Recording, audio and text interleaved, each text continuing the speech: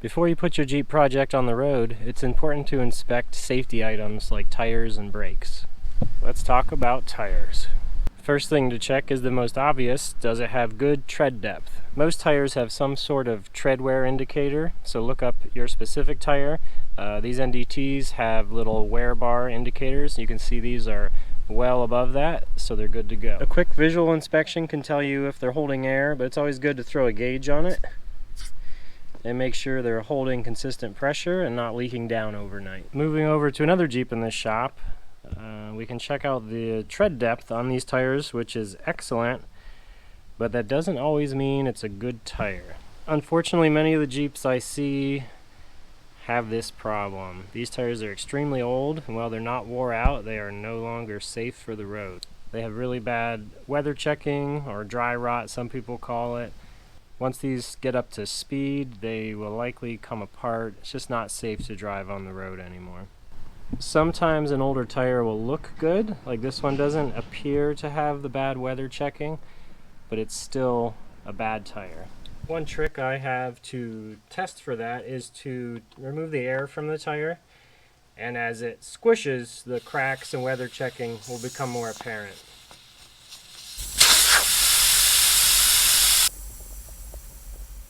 You can see here as the tire is deflated, it's really easy to see just how bad this tire is. Unfortunately, these tires have reached the end of their life, and it's time to pop them off. Also a good time to check your wheel bearings and tie rod ends.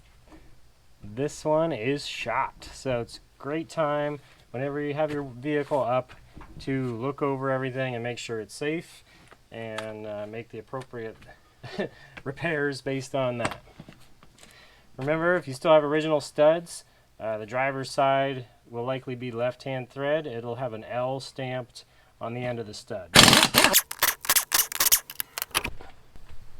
We're going to load these up and remove the tires from the wheels. It's a great time to clean them up and repaint them, rust-proof them, repair the valve stem hole if you have any damage, and just inspect them and make them look fresh and new. I had all my wheels sandblasted, then I primed and painted them, and they are ready to mount. Kaiser Willys catalog has a great selection of period correct vintage tires in all different tread types and sizes. For this project I went with my favorite, the NDT from Firestone.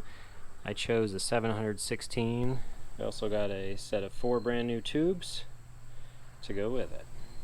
You can definitely have a tire shop mount these for you, but I'm a big fan of DIY, so today we're going to install these by hand in our shop using basic tools. The only thing you're really going to need for this is a good supply of shop air, some soapy water, a good gauge, valve stem tool, and a couple of tire irons. Remember, these were designed to be serviced in the field in as little time as possible with minimal tools. One thing I think is really cool about the old Firestone tires is, although these are reproduction, they kept all the original markings. So they say Firestone, military. They have all the size and technical information about pressures, but they kept some of the old logos. So there's the Firestone gum-dipped logo. They also have a manufacture date and any of the DOT information. And they are indeed made in the good old US of A. Alright, let's go. I'm going to start the stopwatch on the old Casio. We're going to mount this tire on this wheel using basic tools you probably already have. If you notice, I'm not going to run a rim flap. That's personal choice. I don't run them on anything of mine. We off-road, I put highway miles on, I've had no problems. If your wheel is rusty and rough, you might want to think about either cleaning it up or running a rim flap, but that's why I don't have them on here, but that choice is up to you. Let's go, starting the clock right now. First step, soapy water. I like just Dawn dish soap. I do the back side of the other bead from here and the front side from there. Then spin it around, do the same thing again. Then you don't really have to stop and do it again. You don't want a ton of water down in your wheel, so just make sure, sometimes even just putting it on your hand and spreading it around like that. Now's the time to make sure and note whether you have a directional or non-directional tire. Obviously these are NDTs, so it doesn't matter. I'm starting with the back side of the rim facing out. You can see this side of the wheel has a deeper well. Just lean it up against your leg like that and force it down inside. Roll it over. The bigger and stronger you are at this part, the better. Oh, that one flopped right in. So that's great. Take note, my valve stem hole is facing up. This is when I like my Jeep bumper. I just rest it right there like that.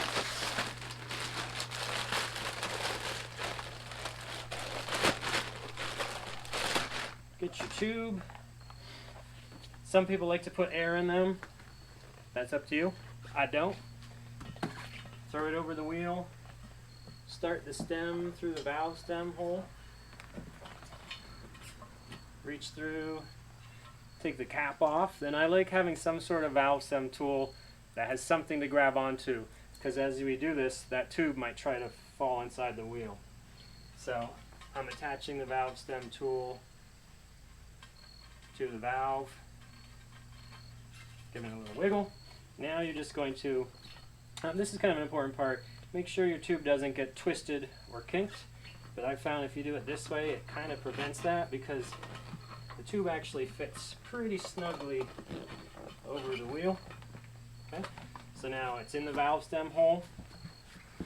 You can see my tool is holding it in place, and now I'm going to set it down on my lap like this, and I'm just going to take it and keep pushing down on the rim, and you'll have room to push the tube up inside the tire without, we're not rolling it over, we're stuffing it up in. Just go a little bit of time. Each time you get a new bite, push your wheel down. You'll have a pretty good view.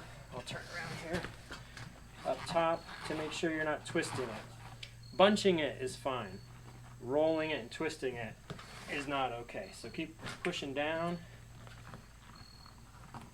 just bunching it and sticking it up there, not rolling it. Push down. As you get towards the end of this process, it is going to get tighter because you're not going to have as much room, but rest assured it will fit in there. And this is the part where I prefer to not have air in the tube, because it just takes up more space. Push down, shove it in. The tube is in there. The rim is loose. Now's a great time to roll it around, and it's really important that it is not kinked or twisted. This one looks good. I always like to keep my valve stem at the top. And you can also reach up in here on the front side, feel all the way around that there's nothing rolled. It's good. Okay, this is a good time if you don't have soapy water on the back bead, or if it took you long enough that it dried up. It's pretty hot here today. Set it face down. Okay, so now we're going to push the wheel forward and pull the tire back. We're going to take our knees and use the body weight to push the tire down over the bead as far as you can. I usually only use one tire tool. Now's an important time to not pinch the tube. So I like to sneak my finger up in here. You can use the hooked end for a little while. I don't want to scratch my wheel, and I don't want to pinch my tube. So I'm starting the tool out here where there's lots of slack, then I'm sliding the tool over here. Tiny bites. That's the best advice I can give you. So use your body weight. Tiny bites. Push it down. Use your knees to help you. I come over here. See how I started it here and slid it over. Tiny bite. And just like that. If you're doing this in cold weather, sometimes it's a little tougher because your tire will be stiff. But generally a new tire, you're not going to have any trouble. So once you get it to where it's real tight, the hook won't really work anymore, and you want to go with the smooth end. But I like to put the flat side of that down, and be careful you don't scratch your wheel. But you know, if you need a little more soap, don't be afraid to soap it up. Don't stick the tool in any farther than you need it because you don't want to pinch the tube.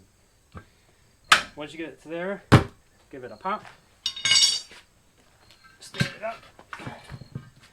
You still will be able to look in here. I have space on both sides, so there's no excuse for having a twisted tube. You can still get your hand in there to untwist it if you have any problems. So I recommend, I have the stopwatch running, but I would take time and really make sure your tube isn't twisted. Alright, so here's exactly why I have this attached, because it's a lot easier to pull that out than it is to try to, with having this attached. Alright, I don't have the best air chuck for this. The kind I would recommend is the kind that threads on, or if you have a buddy who can hold it for you, that would help too. So now carefully take your tool off. I'm going to use a Apparel needle nose to hold that, and then I'm going to use my knee. We're just going to start putting air in it.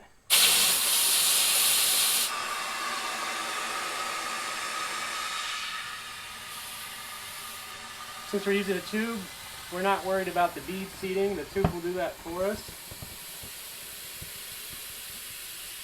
So there won't really be a pop like you have with a tubeless tire.